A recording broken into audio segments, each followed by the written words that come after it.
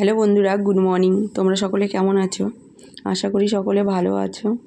আর দেখো, এটা হলো সরস্বতী পুজোর মাকে হলো বিদায় জানাতে হবে, তাই সকলে বাচ্চারা মিলে মাকে বিদায় জানাচ্ছে। আবার একটা বছর পর মা এইভাবে আমাদের মধ্যে আসুক। আর এই যে মনা সব কিছু সাজিয়ে নিয়ে গেল। আর এই যে আমাদের প্রতিমা, দেখো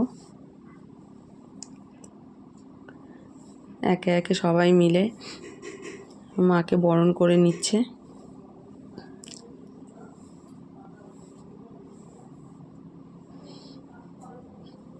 কোনো কিছু যখন অনুষ্ঠান বা পুজো বলো, যে কোনো অনুষ্ঠান বলো আসে, ওটাই আনন্দ লাগে। আর যখন চলে যায় সেটা যেন ভীষণভাবে একটা মন খারাপ হয়। আর বিশেষ করে এই ছোট ছোট বাচ্চাদের এই সরস্বতী পুজোটা ওদের কাছে ভীষণ একটা ভালো দিন। কেননা জানো তো, ওরা আমাদের পাড়াতেই প্রায় 1 মাস আগে থেকেই সরস্বতী পুজোর প্রস্তুতি চলে। আর ওদের কাছে মনে হবে যে এটা একটা দুর্গা পুজো, মানে আমাদের পাড়াটা। আর ওরা মানে ওদের কি বলো তো, সবাই মিলে যে ঠাকুরকে নিয়ে যাচ্ছে সেটাও ওদের আনন্দ, আবার সবাই মন খারাপও লাগছে। আর এই দেখো, এবার মাকে বিদায় জানাতে হবে, যেন মা আবার আমাদের মধ্যে প্রতি বছর এইভাবেই আসতে পারে।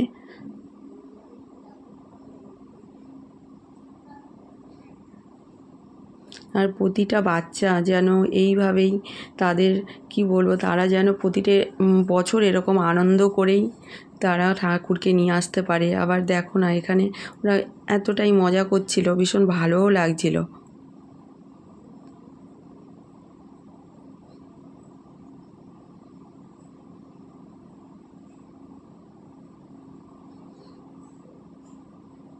এই যে এবার 7 পাকে ঘুরিয়ে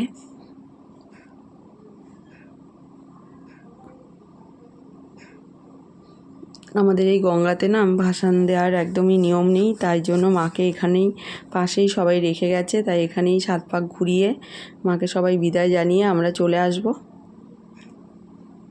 মা সকলে মঙ্গল করুক, আবার এইভাবেই আমাদের মধ্যে প্রতি বছর বছর আসুক। আর সকল বাচ্চাদেরও বলবো, মা খুব ভালো রেখো, ওদের সকলকেই সুবুদ্ধি দিও।